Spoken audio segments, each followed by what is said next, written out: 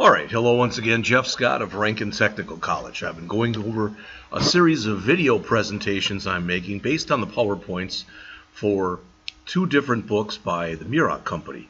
The first book, and I've already finished all 20 chapters here, is Muroc's HTML5 and CSS3 4th edition. I am now working on Muroc's JavaScript and jQuery 3rd edition.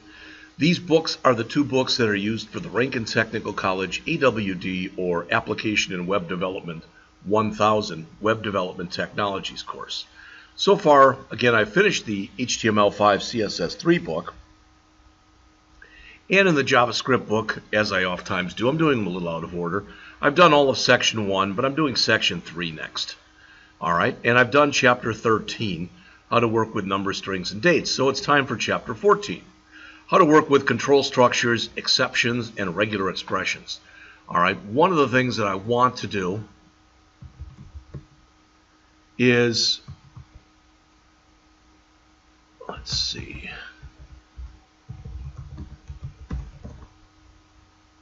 All right, so you're not liking that.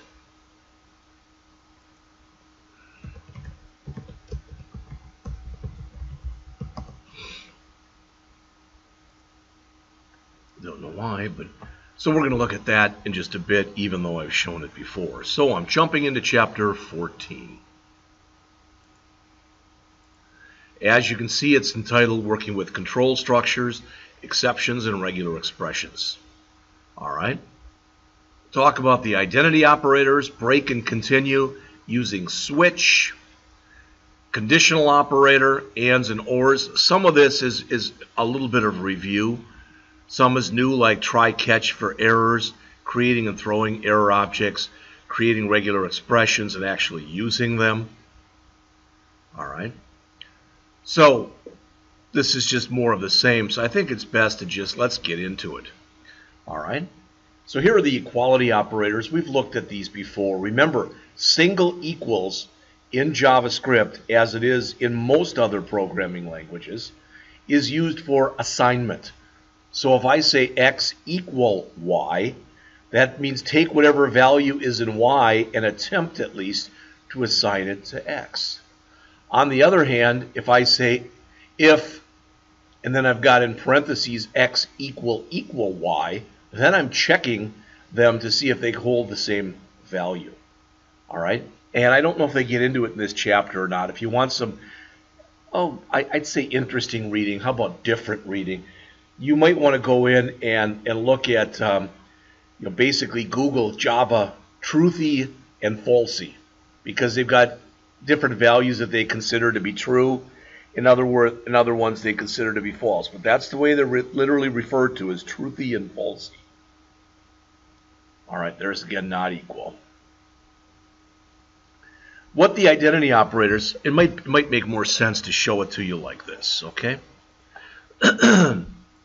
So I come in here, I've been giving you kind of examples like this. I'm going to say int x, not int, I'm sorry, don't use int here. So var x equals 0.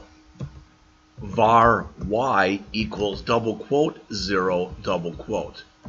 All right, if I say if x equal y,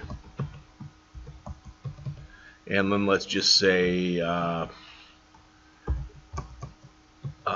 alert, they're the same. Else, just grab all this. They're different. Now, when you look at this, I don't know what you would guess as far as what's going to print here, but I will tell you what will print is they're the same. Because the actual value, it tries to compare apples with apples, and it says, oh, that's 0, and that's 0. On the other hand, if I use what's referred to as the identity operator, if I do that instead, where I come in and I say, if x triple equal y, it says make sure that not only do they hold the same value, but they're the same type. And these are not. So this one will print they're different. They're the same, they're different. All right, hopefully that helped. Notice there's also an exclamation point equal for the identity not equal operator. All right. Again, I just showed you the equality and the identity operators. With type coercion, JavaScript normally tries, unless you're using the identities, to compare apples with apples. All right. Again, give you an example. There's nothing wrong with the examples the author uses, but I just want to show you some that I think may make more sense, and I'm going to do this. So I'm going to say here var LCV, which stands for loop control variable, equals 0. While LCV less than or equal to 10, alert, wouldn't want to do an alert here, but we'll do one anyway. LCV equals plus LCV. All right. We've seen examples like this already. This is going to print out LCV equals 0, LCV equals 1. So imagine I just kept typing dot, 2, 3, 4, 5, 6, 7, 8, 9. Finally, LCV equal 10. Okay? Now, what if I did this, but inside of here, I wrote this. If LCV equal 5, break. All right. Again, this may or may not make a lot of sense, and I'm going to actually add these.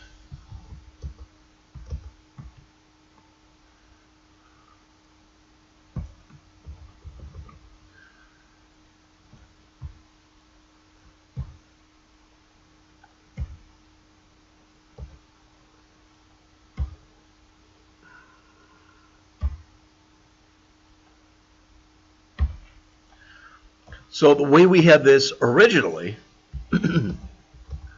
all right, oops, without this in here, without what's in blue, it's going to just print this. LCV equals 0 through 10. In fact, let's make it 1. So we'll get rid of that 1 right there. So that'll print out 1 through 10. But adding this says once we reach 5, so this will print out LCV equals 1, 2, 3, 4, 5. Then it'll come through, all right?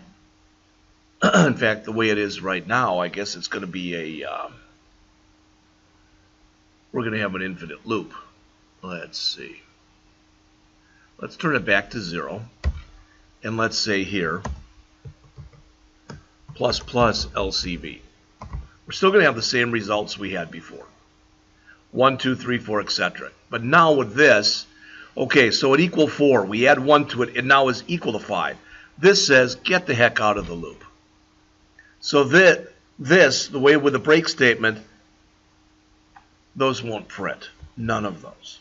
Break means it's used either typically to get you out of a loop like this or to get you out of a switch statement, which we're going to look at in just a bit. On the other hand, if you replace this with the word continue, this is going to say LCV equal 1, 2, 3, 4. It's not going to say this. When it hits that equal 5, continue means skip back to the beginning of the loop again. So that's going to print this. So if you want to skip an iteration in a loop, you use continue. If you want to break out of a loop or a switch statement, you use break. Maybe that was a little long. Hopefully it helped a little bit in your understanding. All right, so that's pretty close to what I just showed you. Here's a switch, and it's a pretty good job. Switch is the key word. This is the value you're switching on, and the whole thing has to be within curly braces. This is another way of writing an if. It's like saying if letter grade equal A, message equal well above average. Else if letter grade equal B, message equal above average. Else if letter grade equal C, message equal average. Else if letter grade equal D, message equal below average. Else if letter grade equal F, message equal failing, else message equal invalid grade. Most people find that when you've got a limited number of choices like this, that when you can use a switch, it typically results in a little bit more readable code. You need the word break at the bottom of each one of these. Let's say you got an A, all right, but you didn't have the word break in here. It would print everything. It's what's called a fall through. So the break, just like we saw before, gets you out of, in this case, the switch statement. All right, this is called the ternary operator or the question mark colon operator. Give you an example. This might be what they show in the book. I like writing my own.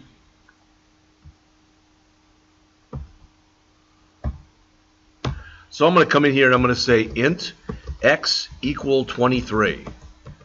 Int y equal 47. Int max. Now, I could figure out the max by writing if x is greater than or equal to y, max equals x.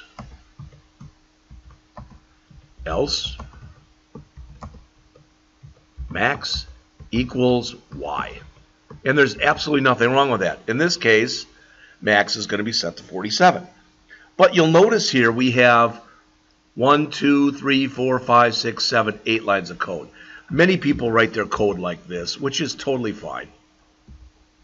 All right, then you could say we'd have 1, 2, 3, 4, 5, 6 lines.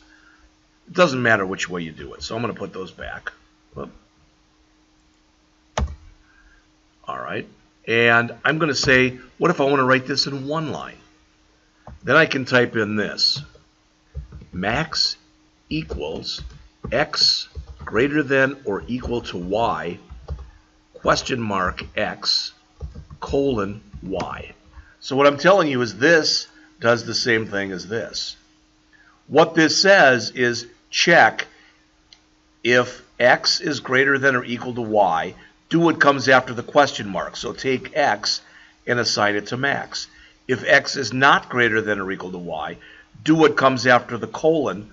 So take y and assign it to max. Now, hopefully that makes sense. All right. There are people that I know, people that I've worked with presently and in the past that don't like this. They find this kind of confusing. And if you do, in all seriousness, just don't use it.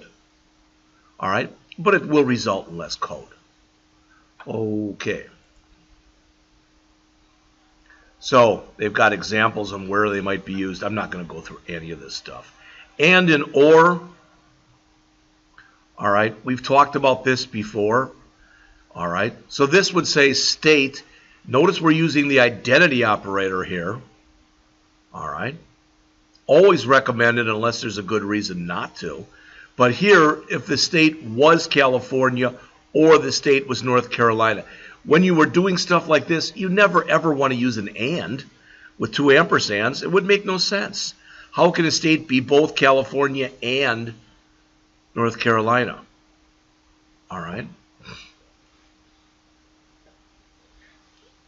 All right. And they give you some other ways this stuff can be written. Again, we're going to go through this as a class as we get into this. Here's an invoice calculator. I think what they do is they give you percentages based on what your total is. All right. Again, I just want to make sure you hear me say this because I say it over and over and over again. The idea behind going through these PowerPoints is not to spend a lot of time on the author's code. That's what we do during class sessions. All right. So try catch. All right, what you do is inside of what's called a try block, you put in statements that may fail, and then you try to catch them and handle them in your way. One thing that I've mentioned in the past is when you are trying to handle error conditions, there are different ways you can handle them. One is to do nothing and hope that the user just never puts in bad information. That's the worst way to try to handle something. You can handle it using if statements, which tries to never let bad data into the system, or you can use a try catch, which will allow bad data into the system, but then we'll try to handle it. Now, this is going to be called exception handling. All right, and the thing to realize when you do exception handling, is exceptions are exceptions to the rule. If somebody tells you you've got an exceptional child, typically they're complimenting you. But in programmer terminology, if something is an exception, it's an exception to the norm. It's not good. So this says right here, try to do all this stuff. If anything fails, catch it and give them an alert that lets you know what happened. So try catch, again, with a try, inside of the curly braces there, you put down all the steps that you want to run, and any of which might fail. With the catch, you can catch it. You can put more than just error in there. You can catch all sorts of different exceptions. The act of using try-catch statements is known as exception handling. Again, it consists of the try block and the catch block. Also, there is an optional finally block. So they didn't show it here, but you could have put a finally after this curly brace right here. Why would you do that? Well, what if you're checking to see if something exists or doesn't exist in a file? But either way, whether it worked or it didn't work, you want to close the file when you're done. You'd put something like that. Closing a file, closing a database, whatever. You would do something like that typically in a finally block.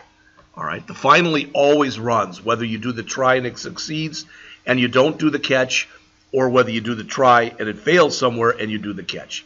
The finally always runs. All right, you can throw your own error object. All right, why would you want to do that? Well, when you throw your own error object, what you're doing is you're letting, you can write an error statement that is very specific and very reflective of whatever it is you're currently working on. There probably is no built-in Java error that says current FV requires an investment amount greater than 0, or current FV requires an annual rate greater than 0. So you can take control by writing your own messages. Okay? Now there are other built-in ones. Notice range error, reference error, syntax error, type error. There are other ones as well, I believe. But you can go look those up. So why would you want to throw statements? As it says, to test, to make sure your try-catch works. To throw an error from a function that lets the calling code know that something happened that's out of the norm. All right? That's pretty much it for exception handling. Let's talk a bit about regular expressions. All right? So,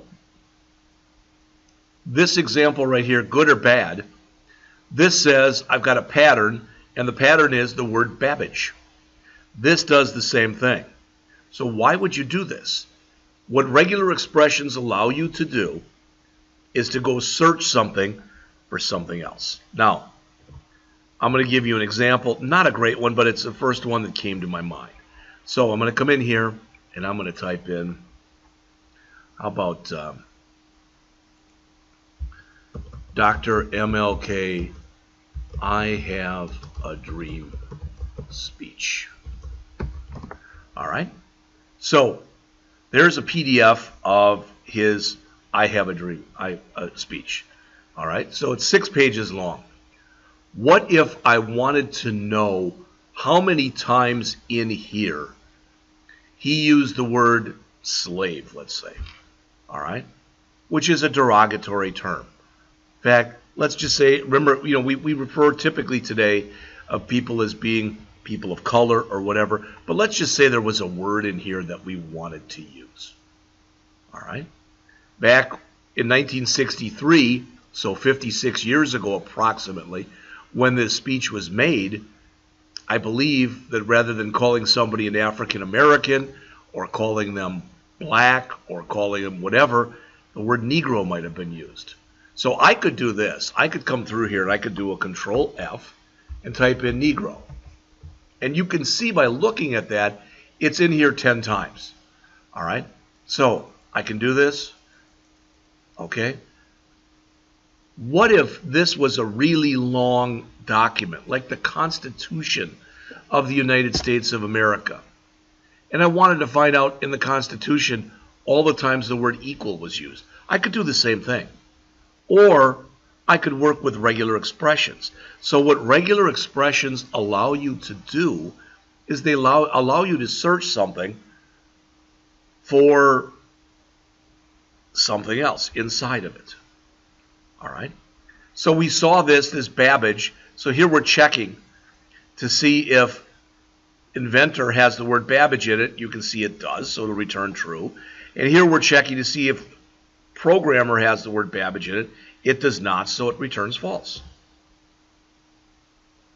All right, by putting an I on the end, it's case insensitive. So that means, in this case, if we had Babbage with a little b, since we were looking for it with a big B at the beginning, it wouldn't have found it. But here, with the I on the end, it would find it. All right, so regular expressions, again, allow you to search something for something. They work with patterns. All right, I've already mentioned this to you.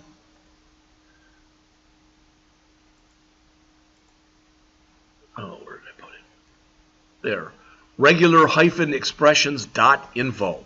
You go out there, you can go to languages here, you can go to JavaScript, and you can find there's using expressions with JavaScript.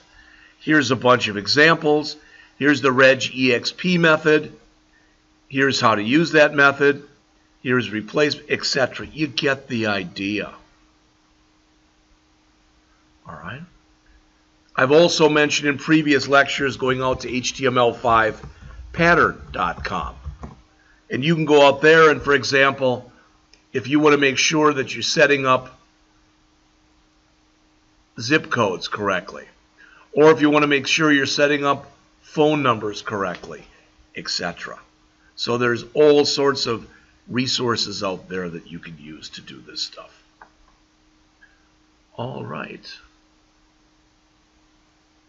I am at 22 minutes, and I'm halfway through, a little more than half. So rather than continuing on, I'm going to make this a two-parter, and I'll come back with the second part momentarily.